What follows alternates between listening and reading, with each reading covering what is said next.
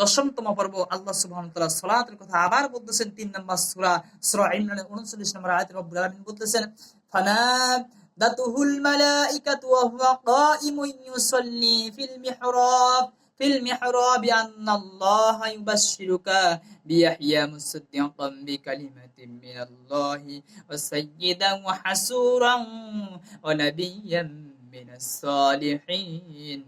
রব্বুল আলামিন বলতেছেন, যখন জাকারিয়া ইবাদতের কক্ষে সালাতে দণ্ডায়মান হলেন, তখন ফেরেশতারা তাকে সম্বোধন করে বলল যে আল্লাহ তোমাকে ইয়াহইয়ার সুসংবাদ দিতেছেন, যে হবে আল্লাহর পক্ষ থেকে আগত কালেমার সত্যতার সাক্ষ্যদাতা, যে হবে নেতা এবং গুনাহ থেকে বিরত ও নেককার বান্দাদের মধ্যে থেকে একজন নবী।